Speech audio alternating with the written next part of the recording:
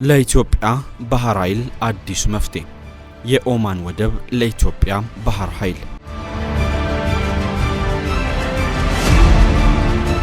ኢትዮጵያ የባህር በር ያስፈልገኛል ማለቷ የዓለም መገናኛ ብዙሃን መነጋገሪያ ከሆነ ሰንበትበት ብሏል። ለረጅም ዓመታት ፈርሶ የቆየው የኢትዮጵያ ባህር ኃይልም ዳግመኛ ተቋቁሟል። ኢትዮጵያ የባህር በር ሳይኖራትና የባህር ኃይል ቤዝ ሳታገኝ እንዴት የባህር ኃይል ታቋቁማለች የሚለው የበርካቶች ጥያቄ የነበረ ሲሆን ኢትዮጵያ የባህር ኃይሏን ለማስፈር አዳዲስ ሐሳቦችንም እየሞከረች ነው። ከነዚህ አማራጮች መካከል ደግሞ አንዷ ኦማን ስትሆን የኢትዮጵያ ባህር ኃይልም ኦማን ላይ ሊሰፍር ይችላል። ሰላም ጤና ይስጥልን የተከበራችሁና የተወደዳችሁ የሰሞነኛ ቤተሰቦች፣ ይህ ሰሞነኛ ሰምታችኋል። በዛሬው ጥንቅራችን ኢትዮጵያ በኦማን ሙስካት እንዴት የባህር ኃይል ቤዝ ልታገኝ ትችላለች የሚለውን እንመለከታለን። እስከ ፍጻሜው ላይክ፣ ሼር እና ሰብስክራይብ እያደረጋችሁ አብራችሁን ቆዩ። ንግዴን የት ልከውን የትስ ቤት ላገኝ ብለው ተጨንቀዋል? አኮያ ፕሮፐርቲስ በአስገራሚ ስፍራ በአነጋጋሪ የዋጋ አማራጭ ይዞሎት መጥቷል። በዘመነችው 4 ኪሎ የዘመነ የገበያ ማዕከል 30 በመቶ ብቻ ቅድሚያ ክፍያ በመፈጸም በ18 ወራት ውስጥ ሱቁን ተረክበው የንግድ ስራዎትን ማሳለጥ ይችላሉ። ከገበያ ማዕከሉ በዘመናዊ ስክሪኖች፣ ነፃ ማስታወቂያ፣ የኤሌክትሪክ መኪና ቻርጂንግ ቦታ፣ በቂ የመኪና ማቆሚያና የ24 ሰዓት የጥበቃ አገልግሎት ያገኛሉ። 19 ካሬ በ1,767,000 ብር ቅድሚያ ክፍያ፣ 25 ካሬ በ2,325,000 ብር እንዲሁም 34 ካሬ በ3,162,000 ብር ቅድሚያ ክፍያ ብቻ። በተጨማሪም የመኖሪያ አፓርትመንቶች ካሉም እኛ ጋር አሉ። በሰሜን ማዘጋጃ ሳሬም ሆቴል አጠገብ 81 ካሬ ባለ 1 መኝታ በ5.8 ሚሊዮን ብር ሙሉ ክፍያ፣ 110 ካሬ ባለ 2 መኝታ በ7.9 ሚሊዮን ብር እንዲሁም 130 ካሬ ባለ 3 መኝታ በ9.3 ሚሊዮን ማግኘት ይችላሉ። እንዲሁም በሳር ቤትና ፒያሳ ከ96 ካሬ ጀምሮ በ10 በመቶ ቅድሚያ ክፍያ ብቻ መግዛት ይችላሉ። ለቢሮና ለሳይት ጉብኝት በስልክ ቁጥር 0908018653 ወይም 0950366697 ይደውሉልን። አኮያ ፕሮፐርቲስ። የሙስካቱ መፍትሄ ከሶማሌላንድ ጋር የተፈረመው የወደብ ማግኘት እቅድ መፍረሱና በኤርትራ በኩል የአሰብ ወደብን ለማግኘት የተደረገው ጥረት በኤርትራ መንግስት ዳተኝነት ከባድ በመሆኑ ኢትዮጵያ አዲስ የወደብ አማራጭን እየፈለገች ነው።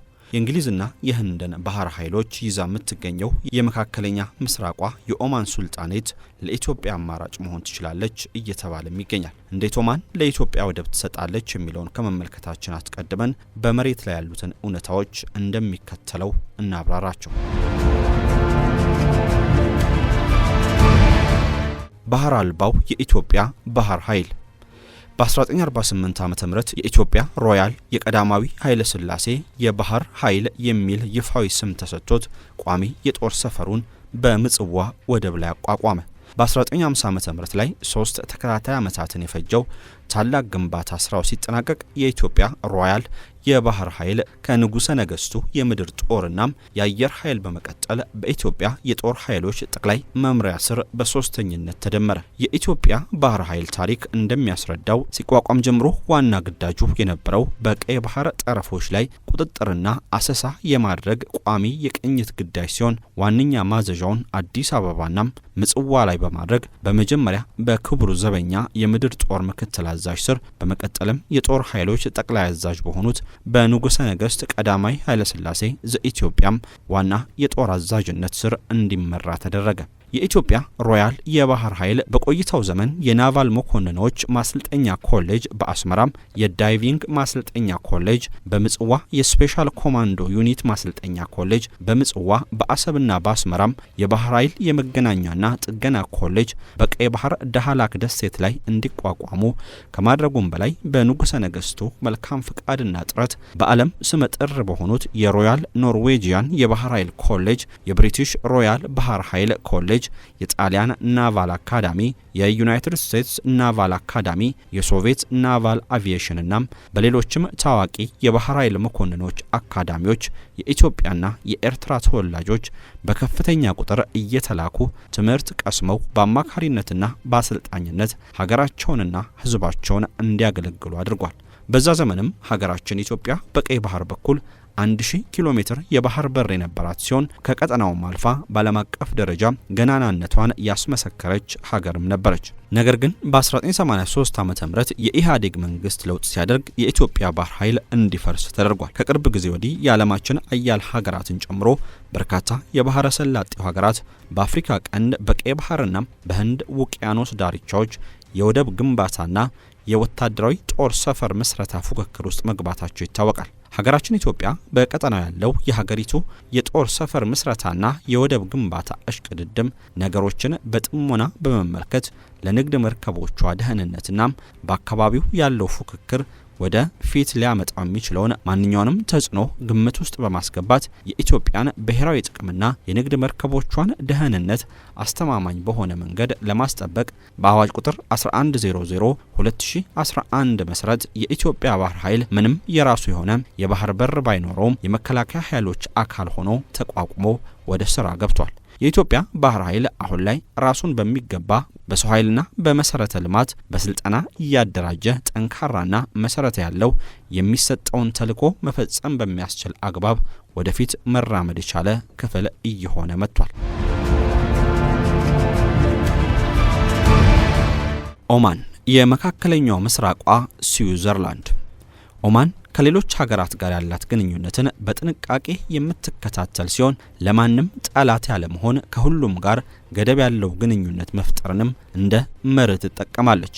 የተለያዩ ሀገራትን ወታደራዊ ቤዞችም ይዛ የምትገኝ ሀገር ነች። ከነዚህ ሀገራት መካከልም አንዷ እንግሊዝ ስትሆን ዱቃም ተብሎ በሚጠራው የኦማን ግዛት ውስጥ የሀገሪቱን የባህር ኃይል የሚያግዝናም የጦር አውሮፕላኖችን የሚያሰፍር የባህር ኃይል ጣቢያ ገንብታለች። እንግሊዝ በ2020 $30 ሚሊዮን ወጪ በማድረግ በኦማን ያላትን የባህር ኃይል ጣቢያ በእጥፍ አሳድጋለች። ከእንግሊዝ በተጨማሪም ግን የቻይናና ፓኪስታንን እንቅስቃሴ ለመግታት በሚል ህንድም በኦማን ውስጥ የራሷን የባህር ኃይል ጣቢያ አቋቁማለች። ህንድ ታዲያ ከኦማን ጋር በተፈራረመችው ስምምነት መሰረት በቀጥታ ለኦማን ገንዘብ ከመስጠት ይልቅ በሌሎች የልማት ስራዎች ላይ በመሰማራት የኦማንን ኢኮኖሚ በማሳደግ ላይ ትኩረት አድርጋለች። ኢትዮጵያ ኦማን ላይ የባህር ኃይል እንዴት ታሰፍራለች?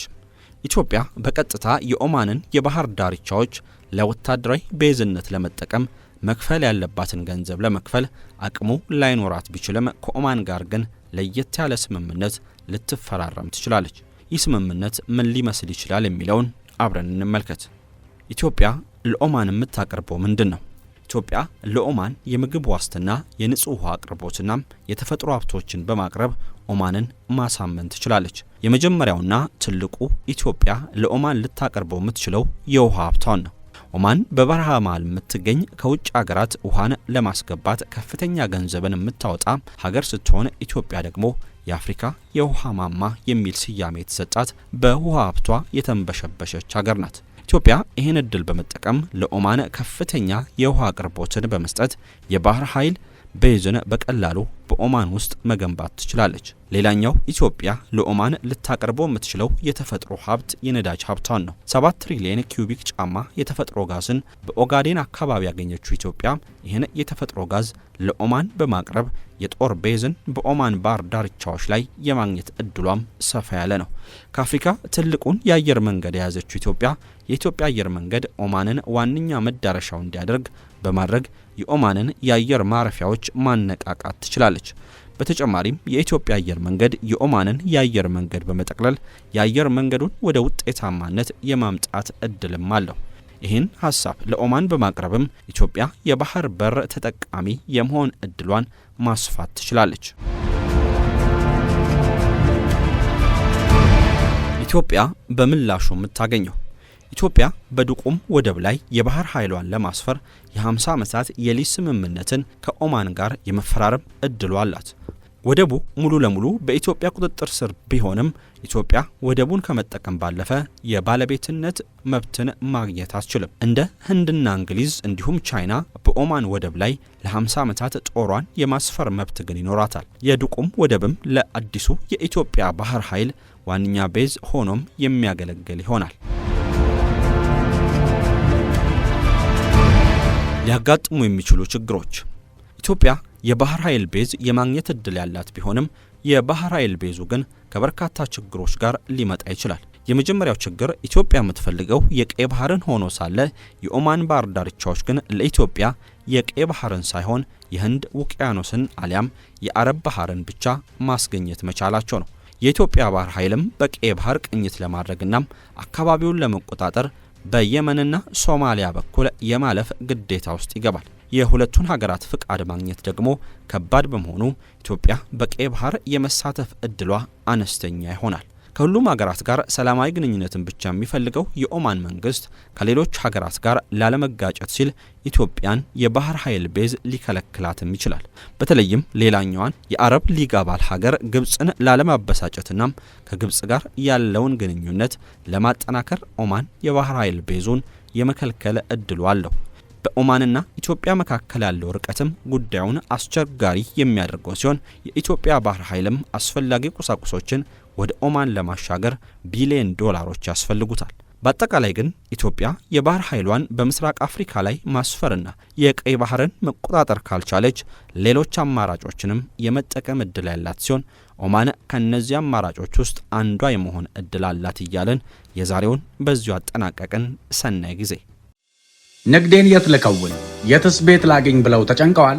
አኮያ ፕሮፐርቲስ በአስገራሚ ስፍራ በአነጋጋሪ የዋጋ አማራጭ ይዞሎት መጥቷል። በዘመነችው 4 ኪሎ የዘመነ የገበያ ማዕከል 30 በመቶ ብቻ ቅድሚያ ክፍያ በመፈጸም በ18 ወራት ውስጥ ሱቁን ተረክበው የንግድ ስራዎትን ማሳለጥ ይችላሉ።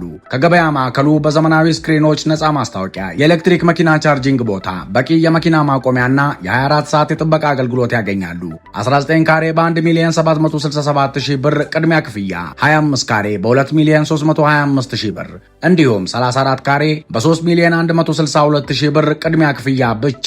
በተጨማሪም የመኖሪያ አፓርትመንቶች ካሉም እኛ ጋር አሉ። በሰሜን ማዘጋጃ ሳሬም ሆቴል አጠገብ 81 ካሬ ባለ 1 መኝታ በ5.8 ሚሊዮን ብር ሙሉ ክፍያ፣ 110 ካሬ ባለ 2 መኝታ በ7.9 ሚሊዮን ብር እንዲሁም 130 ካሬ ባለ 3 መኝታ በ9.3 ሚሊዮን ማግኘት ይችላሉ። እንዲሁም በሳር ቤትና ፒያሳ ከ96 ካሬ ጀምሮ በ10 በመቶ ቅድሚያ ክፍያ ብቻ መግዛት ይችላሉ። ለቢሮና ለሳይት ጉብኝት በስልክ ቁጥር 0908018653 ወይም 0950366697 ይደውሉልን። አኮያ ፕሮፐርቲስ